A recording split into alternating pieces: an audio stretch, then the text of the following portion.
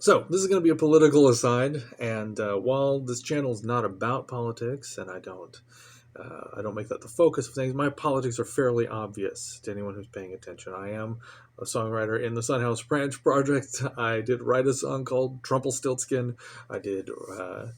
We did write a political protest EP called Collusion. So where I stand is a matter of record. Um, and so where I stand on what's going on should be, fairly obvious to intuit. But I'm gonna say a few things because I recently felt moved. I grew up in a purple state, and I grew up with purple people all around me, and so I grew up with the instinct to kind of let people have their political differences until it became necessary, but to feel passionately about your own thing. And to me, that's a form of the patriotic ideal of the United States. But in these trying times, things have changed a little bit.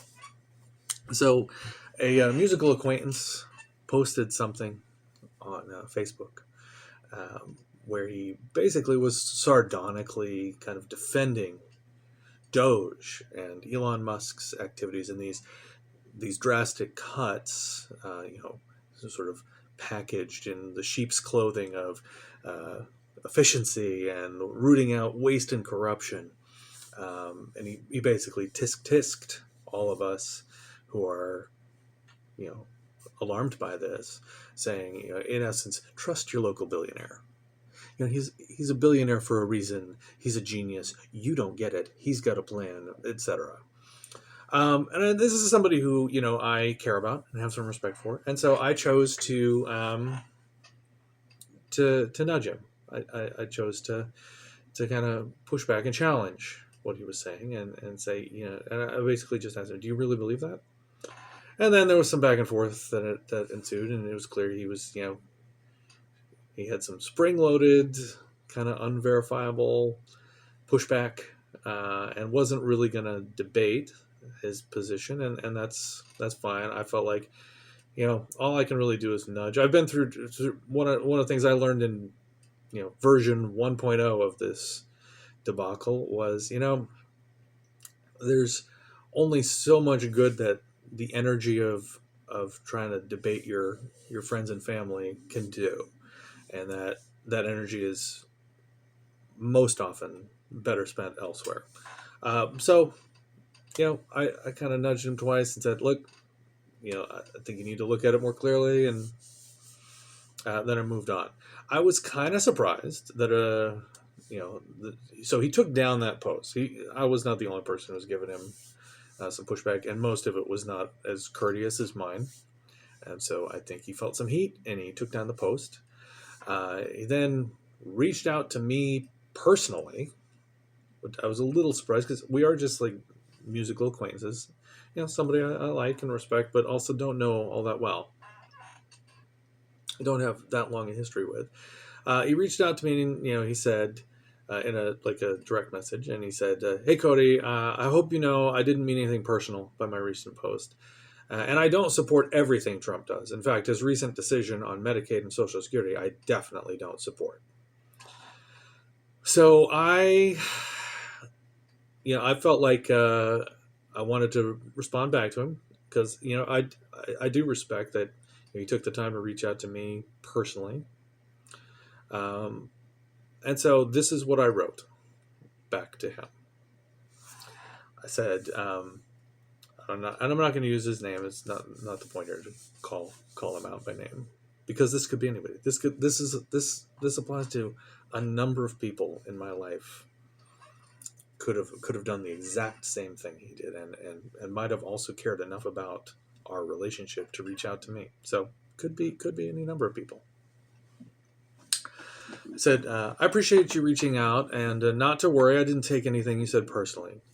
I'm glad you don't support the gutting of Medicaid that's about to happen under the new Republican budget at Trump's urging, but I'd encourage you to see that much of the Doge activity you implicitly defended, postured as efficiency and rooting out waste and corruption, is, in practice, the same kind of devastating, short-sighted, unwise evisceration of critical public services that benefit us all and will lead to real harm. As one small example in a sea of many,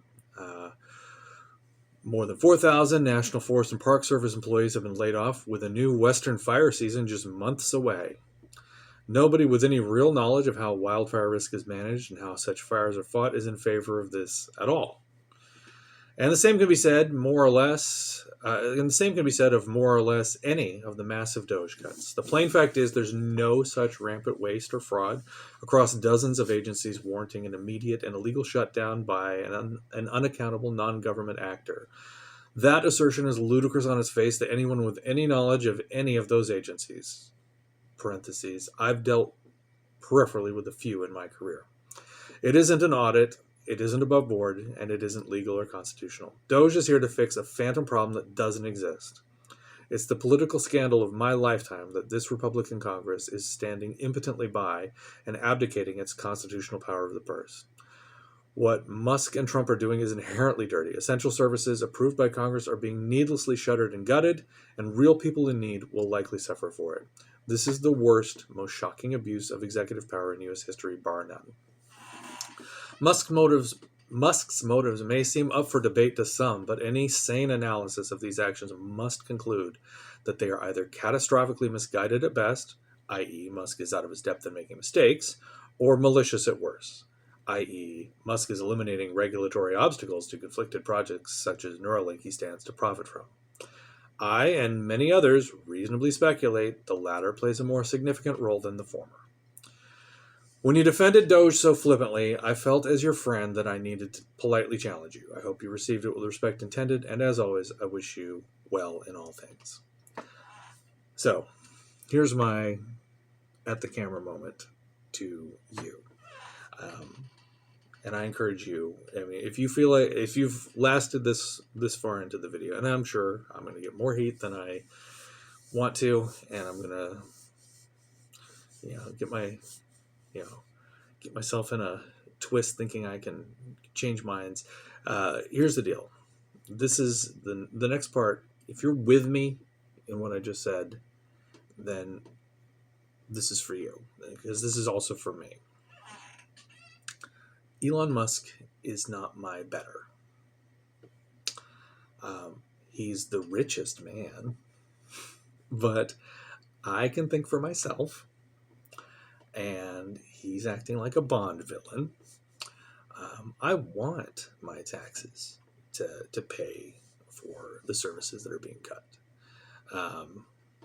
and then some. I want national parks, and I want them to not catch fire this summer. I want roads and airports and air traffic controllers and subsidized healthcare and research into how to end cancer and contain the avian flu. I want to establish goodwill abroad by lending a helping hand to good people trying to get by. I want to pay good people to do good work in our civil services. And those are patriotic ideals. And I am a patriot. I'm not a serf, and I won't keep my head down for a man who would be king. And if you're still an apologist for this nonsense, then shame on you for not paying attention. And if you can't recognize the difference between stability and chaos, I'm going to sideline you for a little bit while I think about what I can do to help bail out the boat. And maybe throw Captain Musk and First Mate Trump overboard along the way. So, God bless you, everyone. Get out there and do what you can to bail out the boat, as will I.